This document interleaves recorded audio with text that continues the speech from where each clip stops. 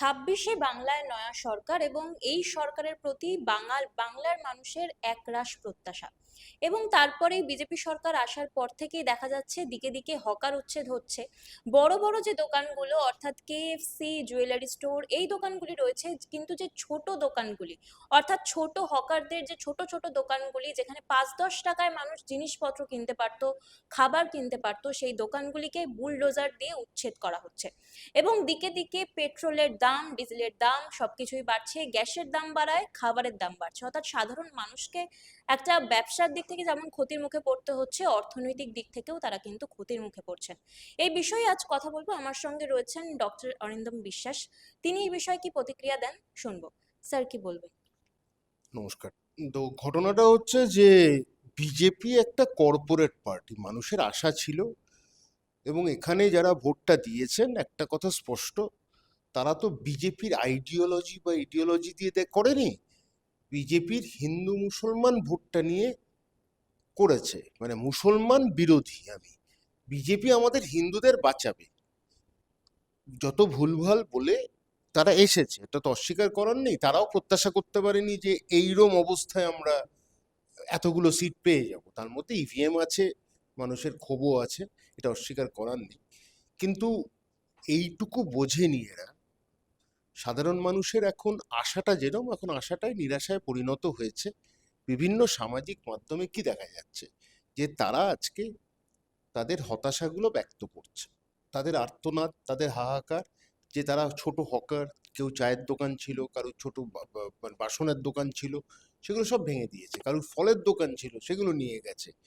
তো এটা তো জানা কথাই বিজেপি এটা করবে। এই যে হাওড়া স্টেশনে বা শিয়ালদা স্টেশনে এই যে হকার উচ্ছেদ করে, শেষমেশ কেউ কখনো আম্বানির আগাছা পাবে বা আদানির আগাছা পাবে, তারা গিয়ে পাবে আমরা যেটা 20 টাকায় চা খেতাম সেটা এখন 200 টাকায় হবে।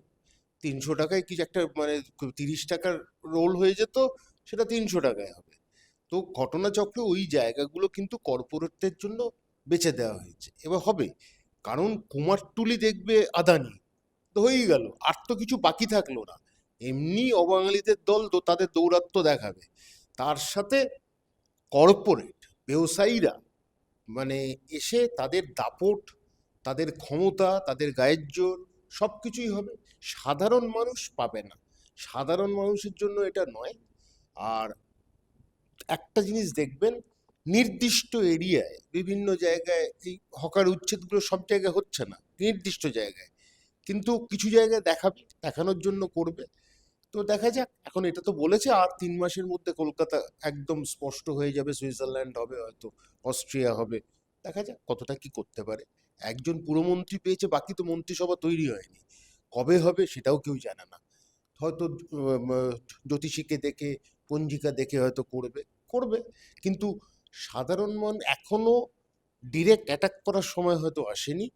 কিন্তু সাধারণ মানুষ আস্তে আস্তে বুঝতে পারবে, ওই যে কেউ ভোট চাইছে, আবার আবার ভোট হোক, এই আর্তনাদ, এই হাহাকারটা মানুষের সব জায়গায় যাবে। মানে এই গুঞ্জন চলবে, এই গুঞ্জন সব জায়গায় কিন্তু ছড়াবে। তো সাধারণ মানুষের দল তো নয়, একটা কর্পোরেট দল, কর্পোরেট দলের কাছ থেকে আর কি আশা আপনি করবেন? বিজেপি হিন্দুত্বের সরকার, কিন্তু এই ব্যবসার কথা বলতে গেলে আরো একটি কথা বলতে হয় যে কুরবানি বন্ধ করে দেওয়া হয়েছে এবং প্রকাশ্যে বন্ধ করে দেওয়া হয়েছে, এবং সেক্ষেত্রে হিন্দু ব্যবসায়ীরাই কিন্তু তারা আর্তনাদ করছেন। কি প্রতীক? নিজেরা ইউপিতে যদি আপনি 10 জন দেখেন, তার মধ্যে 6 জন ব্যবসায়ী হচ্ছে যারা এক্সপোর্ট করছে, গরু, গরু বিফ এক্সপোর্ট করছে। তাদের মধ্যে 6 জন কিন্তু হিন্দু, নামটা মুসলিম নাম রেখেছে, ওটা একটা কায়দা করার জন্য, বোঝানোর জন্য। কিন্তু একটা কথা স্পষ্ট, আজকে বিজেপির দ্বিচারিতাগুলো বোঝা যাচ্ছে। আবার কিছু না, বাংলায় এসে পশ্চিমবঙ্গে যখন দখলটা নিয়েছে, এটা হচ্ছে হিন্দু বাঙালিদের কাছে বা এখানে হিন্দু অবাঙালিদের কাছে একটা বার্তা রাখা, যা আমরা দেখো কি করে দিলাম। কিন্তু এখন মিডিয়া আছে, প্রত্যেক মুহূর্তে আলোচনা হয় যে আজকে এক 2022 থেকে 24-এর মধ্যে 140,000 কোটি টাকার গরুর মাংস রপ্তানি হয়েছে, সেটা ইউপি থেকেই বেশিরভাগ, আর ইন্ডিয়া হচ্ছে তৃতীয়। এটা মাথায় রাখতে হবে। আজকে যদি আপনি মাটন, ইন্ডিয়া কিন্তু পঞ্চম এক্সপোর্ট করছে। চিকেনে ইন্ডিয়া হচ্ছে ষষ্ঠ স্থানে, মাছে এক্সপোর্ট করছে ইন্ডিয়া চতুর্থ স্থানে, আর গরুর মাংসের ক্ষেত্রে প্রথমে ব্রাজিল, তারপরে অস্ট্রেলিয়া, তারপরে ভারত।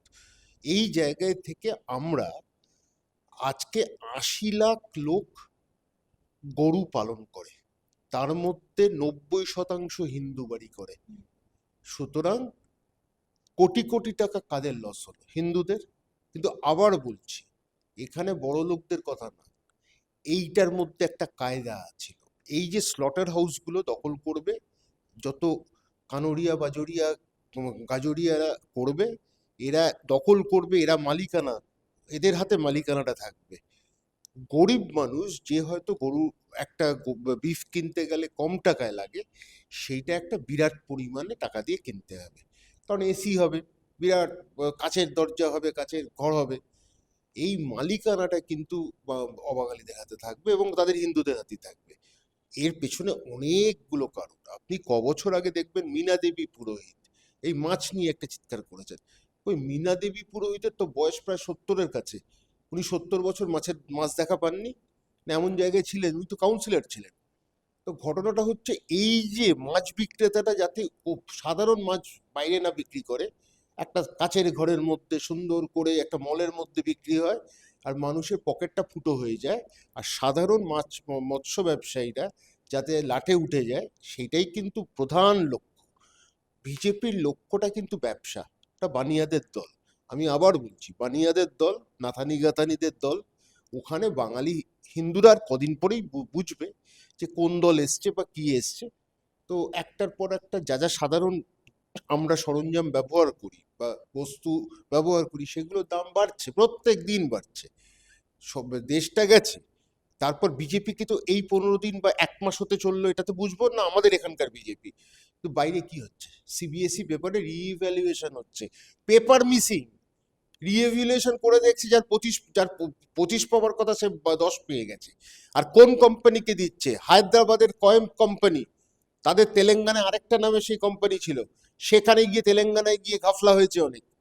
তো ঘটনাচক্রে এগুলো দেখা হচ্ছে। আর আমাদের কে একজন কি কি আমি নামটা ভুলে যাচ্ছি, এডুকেশন মিনিস্টার, মানে এদের নাম নিচেও আমার উচিতের লাগে বাদে। তো ঘটনাটা চক্রে তিনি ২ বছর আগে নিটের পরীক্ষার কেলেঙ্কারি হয়েছে, তখনও নিট বেরিয়ে গেল, এইবার নিটে আবার পরীক্ষা। এতদিনকার পরিশ্রম, ১৪ লক্ষ ছাত্রছাত্রীর উপর খেলা। ১১ লক্ষ ছাত্রছাত্রী নিটের দিয়েছিল, ১৪ লক্ষ সিবিএসই দিয়েছিল, তাদের ভবিষ্যৎ নিয়ে ছিনিমিনি খেলা। তো ঘটনাচক্র হচ্ছে এই কোম্পানিগুলোকে কেন, খেয়াল করে দেখুন, এই কোম্পানির মধ্যে যে সিবিএসসির যে নতুন রকম ইভ্যালুয়েশন, সেটা নিয়ে কিন্তু শিক্ষকরা বারবার বলেছিল ২ বছর একটা রিহার্সাল হোক, একটা ড্রাই রানিং হোক, তারপর এই জিনিসটাকে পদ্ধতিগুলো নেওয়া হয়। এটা নিল না, হঠাৎ দিয়ে দিল। এইবার করতে গিয়ে কি হলো, এমন একটা কোম্পানিকে দিল যাদের সম্বন্ধে কিন্তু অত্যন্ত বাজে রিপোর্ট আছে, তেলেঙ্গানায় এদের সম্বন্ধে অত্যন্ত বাজে রিপোর্ট আছে। ২ নম্বর, তাদেরকে দিল্লিতে অত বড় সারা ভারতের পরীক্ষা দিয়ে দেওয়া হলো। কেন দিয়েছে? টেন্ডার যখন হয়েছে, এরা নাকি সব থেকে কম টেন্ডার দিয়েছে, টেন্ডারে সব থেকে কম তাদেরকেই দিয়ে দাও।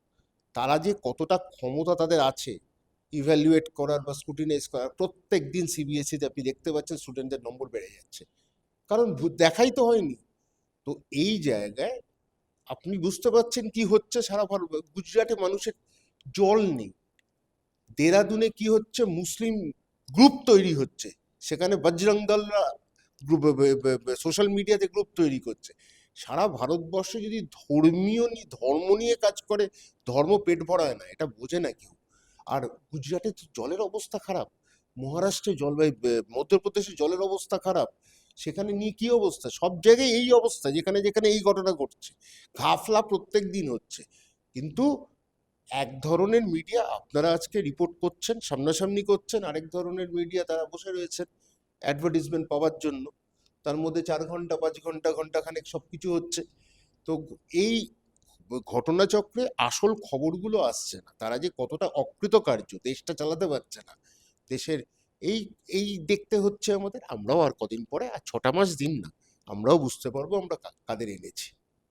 আরো একটি প্রসঙ্গ, যে বিজেপি ভোটের আগেই প্রতিশ্রুতি দিয়েছিল যে মা বোনদের অন্নপূর্ণা ভান্ডার ১,৫০০ থেকে বাড়িয়ে লক্ষ্মীর ভান্ডারের ১,৫০০ থেকে বাড়িয়ে ৩,০০০ টাকা করে দেওয়া হবে। কিন্তু এই মুহূর্তে দেখা যাচ্ছে যে ফর্ম অন্নপূর্ণা ভান্ডারের সেটি ১২ পাতা এবং সেখানে যাবতীয় পার্সোনাল ডিটেলস শেয়ার করতে হবে মা বোনদের। কি প্রতিক্রিয়া?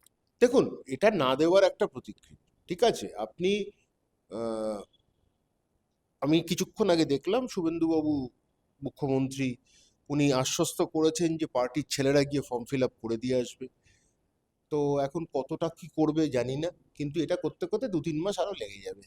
এই ১২ পাতার ফর্ম, আর আপনি ৩ কোটি হোক ২ কোটি হোক যাই হোক, এই মানুষকে ফর্মটা ফিল আপ করানো ১২ পাতা এত সহজ হবে না, কারণ তাদের ১৪ গোষ্ঠীর খবর নিতে হবে। এইটা নিতে নিতেই তাদের মাথা খারাপ হয়ে যাবে, তারা নিজেদেরকে ঠিক মতন জায়গায় যাবে না। কত ফর্ম হবে? তো এইগুলো তো পরিষ্কার কথা, যে না দেওয়ার একটা উদ্দেশ্য, উদ্দেশ্য খুব স্পষ্ট, না দেওয়ার। তো এই জায়গায় বিজেপি কতটা কি করতে পারে আমি জানি না, কিন্তু এই ৩ মাস লাগবে আপনি এই ৩,০০০ পেতে, কাল ঘাম ছুটে যাবে। মহারাষ্ট্রে সবটা পাইনি, ঠিক আছে, আপনি খেয়াল করে দেখুন মহারাষ্ট্রে পাইনি।